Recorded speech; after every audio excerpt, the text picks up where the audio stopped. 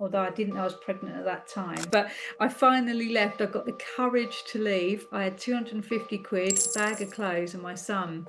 We literally had a few sweets and we had nothing. You've talked a bit about the relationship you had with your ex-husband. At what point in time did you notice that it was toxic?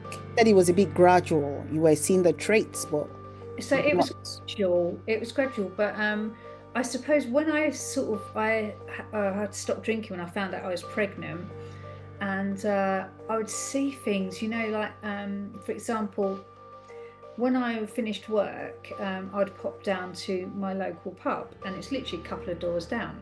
So I'd just pop there just to sort of see friends, just after work sometimes, not every night, just once or twice a week. I'd just pop in, say hi, how are you? Because I'd lived in that area for a long time, so I knew everyone. And he'd come home from work, and he would then come to see me for the weekend, and he'd say, I'm on my way. So okay, I'm just in the pub. I'll be with you shortly. Well, what are you doing in there? And I'm like, well, I'm just seeing my friends. Oh, I'm coming down now. But I didn't, I suppose because I was still having drinks at that time, although I didn't know I was pregnant at that time, I Okay. didn't see the flags. But then when I found out I was pregnant and I wasn't drinking, I mean, I'd have one a couple of drinks, but not, like one a night maybe, or one every other night. I was no saint. Um, he'd be like, oh, I'll do the shopping and I'll pay for it all. And he'd go, well, how much is that? And what's that? And why do you, like even a pack of Diet Cokes? Why do you need all them? Why do you need four Diet Cokes? Well, that's for me for like the next couple of days. Well, they're like, X amount. So it's just little things that got bigger and bigger. And as time went on, like fast forwards a few years, for example, son was born a couple of years later. I suppose I was just a shell of myself. I don't even know who I was. And I'd go to work, so drop my son off at preschool, go to work, and it was a real stressful. Dropping your school off to school or at preschool. Then I rushed to work quickly. Time was against me. Get to work, didn't have a lunch break, do all the work, come back, pick up my son, and get home. And he'd be left after me and be home before me. Not all the time, but a lot of the time. And then he'd be like, "Well, where have you been?" Been to school and I've been to work. And then he'd go out and check my car. Well, if you go to work and that's 32 miles or something, you've got 36 miles on your clock. Where else have you been? What was you doing in that time?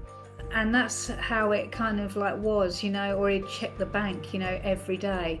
And it was like peanuts. You've taken £2.20 out. What was that for? Why did you need that? And screaming and shouting, and it would just. But the thing was, the £2.20, for example, was to buy a loaf of bread and ham to make his sandwiches and my son's sandwiches for school the next day. So I didn't see a problem. I suppose because this was my first proper long-term relationship. I'd had other relationships, and as I said, I'm still friends with some now, like guys.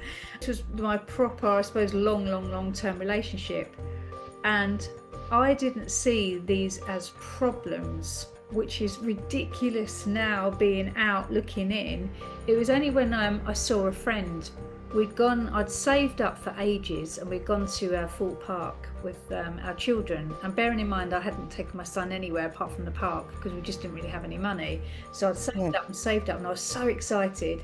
And I said, right, we're going to take you, we're going on this trip, and this journey. And we went, and we got there. And then I think about 20 minutes later, he's ringing me. Where are you? I'm there.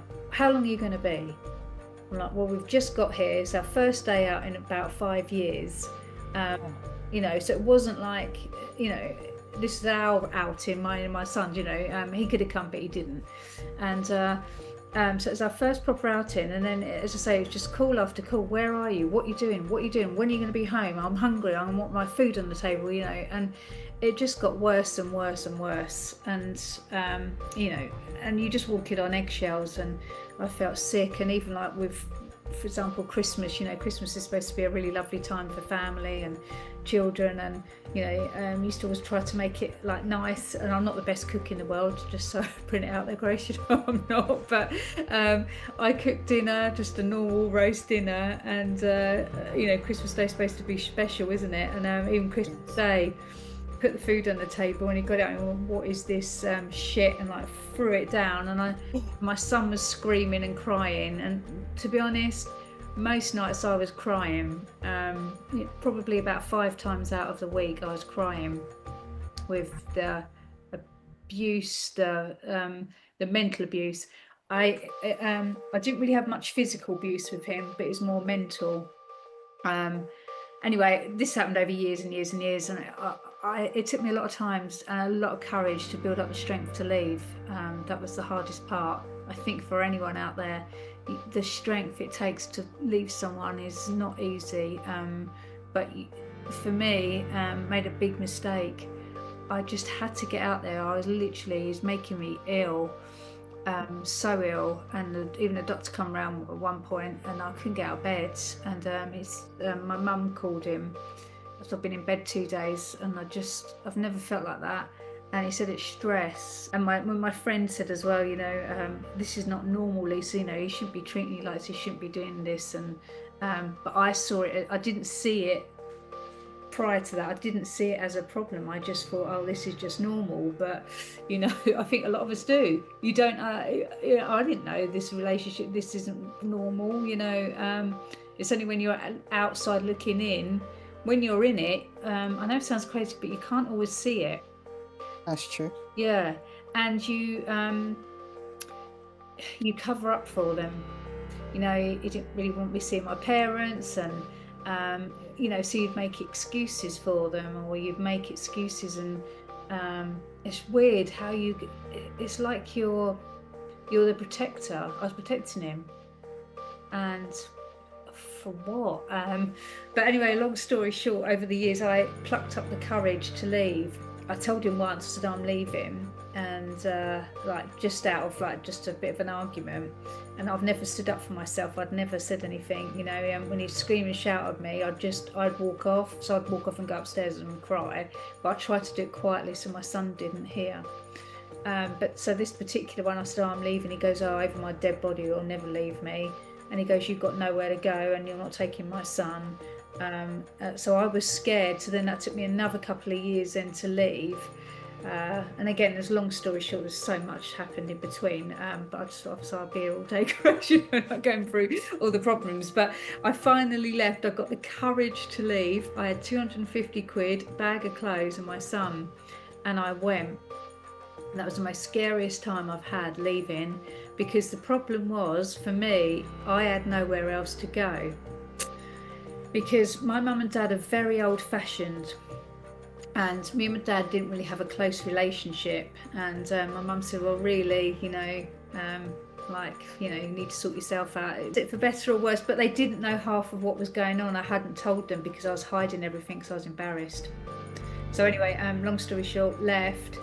And we sofa surfed for a bit, me and my son. It was incredibly hard. You're trying to stay positive, but I think the hardest part was, and I think we might do this in our mind, I was scared to tell my son, although he even said to me prior to this a couple of times, oh mum, let's just go, mum, let's leave, but I got my son, and I told him, and I was sick because I thought, oh my god, he's just going to be in this absolute state, because I didn't know what, I think we make it worse than what it was in our minds. So any mum listening out there, or dad, wanting to leave, and you've got to tell your children. But I told him the truth, not everything, because I just wanted to protect him. But I just said, look, me and your dad, we're just not suitable. We just don't get on. I said, but he really loves you, and I love you, and I will never stop you seeing him. And I said, look at it this way, you can have 2 Christmases, but I said, me and you are going to live without your dad, or daddy, I'd say, and but I won't stop you seeing him. And he was like, it was, a couple of tears on his eye. I went, okay, mum. And then he was like, right, where are we going next? And it was, so all that fear, for weeks and weeks, feeling sick and dreading. They're so adaptive, I think, for any mum out there, don't we put so much pressure on Dad. We put so much pressure on ourselves. There's a lot of men in there with abusive relationships, and it wasn't as bad as what I thought, that part of it. But the hardest part was living in a caravan. That was because we had no money. I had nowhere to go, and I ended up borrowing 600 quid and bought a caravan. And again, this is my fault as well. I said to you back at school, I didn't tell anyone what was going on with me. And again, with this, I'm quite a proud person, and I don't like asking for help. I like asking for handouts. I don't like asking for anything. And I'm one of those, well, I'll just do it myself. But I should have asked for help, and I didn't. So the only thing I did ask for was the money. So I borrowed that £600 and I bought a caravan. And you can imagine, for 600 quid, it was not a nice bloody caravan. It had holes in, it had no toilet, it was a bucket. My toilet was a bucket. That is incredibly hard, mentally and physically, because with a caravan, the caravan was like like a tin of baked beans. That's how thin it was. It had no insulation. I didn't even think about it at the time, because it wasn't cold, but at that time, but it wasn't warm. But I didn't think about it. Only bought it in a day. It was quite warm, and then in the night I was like, Jesus, it's bloody cold. So it was really horrible. But I think I could deal with that, because I felt still, Grace, that I've got a sanctuary. This is mine. No one can take it from me. And then, like, walls, or even though they were like tin walls, was my hub, and I felt safe there. I could lock it up. No one can come in and take it away from me. So I felt okay. But then the problem was, we had a business together. So I walked away from that. I walked away from everything, and had to basically start from scratch. But that was, I suppose, the hardest part was, one, not having any money at that particular time, but two, trying to get a job. Now, I suppose in my mind, I still felt I had that label, stupid and thick. But also, I think for any companies out there, even companies listening today, or HR, they really need to consider, and I still don't think they do now, consider people who've got disabilities, or like for me, dyslexia, because they put these questionnaires. And even if you've got ADHD, and I'm probably on the spectrum, I don't know, I've never been tested, but I know I've got dyslexia, is they ask you questions for like a job interview, and you've got to tick yes or no. But the thing is, if you've got problems, it's a sort of it's a trick question, but that trick question is like, I can't get that out of my head, like that should be right, so that's the right question. And they're like, no, it's not. But I literally couldn't get any of the answers right. I couldn't get a job.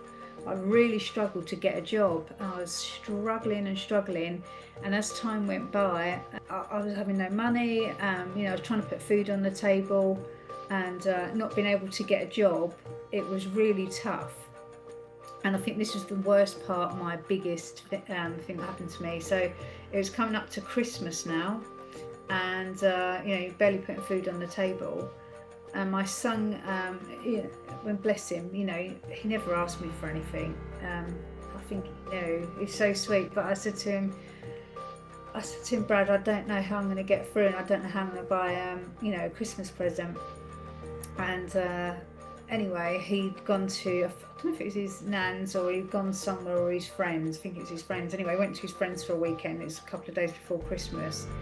And it was getting cold. I was really depressed. I was so low. I couldn't see. I think it's because I couldn't see a way out. And anyway, I went to go outside and use the toilet. And I was not sat there, but kind of squatted there. And I saw a rat run by. I thought, I can't do this anymore. I just can't. I just didn't have the energy. And I went back inside the caravan, and I went to end my life, because I couldn't see a way out. I felt I was a failure as a mother, because I couldn't provide for my son. I was barely putting food on the table. But I think the worst thing was, I should have asked for help, but I didn't ask for help. But it was the Christmas, and that's what I felt so terrible about. And I couldn't buy him a present, which is so stupid, because there's a lot of parents out there who can't afford presents. Presents. Yeah, you can't. But do you know what? That Christmas Day, we literally had a few sweets, and we had nothing. No money, no. You looked on social media and you'd see like everyone in their pajamas around the Christmas tree. And I think I looked at it now, and I laugh, because I think most of those photos, you can see like people aren't happy in a lot of those. But you do it for social media. Everyone looks amazing on social media and everyone's happy. And but that Christmas Day, so we played Nerf guns. He shot me, the little sod, and was messing around. We had a real good fun and laughter, and we cuddled up, we watched a film, and that was one of the best Christmases I've ever had. Because do you know what? All our children need, and all of us as parents, maybe grandparents or whatever, our children don't need things. All they need is love and our time. And that time and our love was the most important things. And that's why I think we have such a bond, me and my son, because he knew I felt terrible, but then he knew I'd done whatever I could to try and make that the best day I could, as you say, messing around and playing Nerf guns and shooting. So I'd say to anyone out there, don't put all that pressure on yourself. That they don't need all these bloody gadgets and toys. I know they might want them, but they make them a better person for not having it. And spending time with you, that's the most important gift. Time is a gift. You're absolutely right, because like I told you earlier on, that I had to do work-life balance. So working from home, so that I could be home to pick up the children. By the time they're back home, the meals are ready, and they really don't need too much toys. It's the time, quality time. It's with them. Yeah. How do you, doing homework together, playing games, talking about how the day went, what happened in school, how was your day. That's what matters. And when they grow older, these are the things they'll be reminiscing about. Yes. Yeah. That's the thing, isn't it? Time. And that's the thing, I think, when you look at children today, when I go up London and I walk, and that, like, children, they'd be like this to their phones, they're just looking at their phones, and, they don't know, a lot of children don't know how to talk. And I think it's so sad, as you say. So I think to bring back like the 80s as such, you didn't have the phones, you didn't have the gadgets, and children would go out and play. I know it's not as easy now, it can be difficult, of safety, but again, like, children, or even just for their parents, like, I know it's too easy sometimes, and I'll admit, sometimes I think, I can't be bothered, I'm tired, I'm knackered, I just want to sit down and watch telly. But then sometimes I think, I'd go out there and play, and then actually, like, just them 10 minutes, that's all they need. They don't need loads of your time, just 10 minutes. I felt good, and then I could sort of sit down and rest and think, actually, it actually made me feel good, and I didn't feel guilty, because I think as all parents, we always bloody feel guilty all of the time, and we shouldn't feel guilty, but just a bit of our time, if it's 10-20 minutes, if we can. We've all got 10 minutes a day just to play, or just read a book with them, or have a chat with your children, and I've been my own worst enemy. As I say, sometimes I've sat there on the phone and like, God, no, I've got to stop and put this down. So I sometimes myself, right, okay, but when you had a long day, it's sometimes tiring and you can't be bothered. I get that, but if we could try and make a little bit of time, just 10 minutes a day, take time for yourself as well. Yeah, that's it. And that's right. 10 minutes for your children and 10 minutes for yourself. I mean, if longer, as you say, I know you've got 4 children, so it's not always easy, but if you can just have a little bit of time out in your day, and even if that's hiding in the toilet with your book, sometimes the children are like, where are you? Like, I'm in the toilet, like, just shut that, lock it up, and have your 10 minutes to yourself. So, absolutely. My go-to was listening to music. As long as I listened to music, or I was singing or humming, I was fine. It's so true. Even like, I know it sounds sad, but like if you're mowing the grass, or if you're hoovering, but put on a bit of music and you know, like dance to it and that, it just lifts your mood and makes you feel Good. better. It really does. I mean, I don't like cooking and I don't like hoovering, but once I've got it on and the tune's pumping, I feel good. So yeah. Thank you for that. Be safe and be positive. And don't forget to check out our social media handles. Thank you. Bye for now.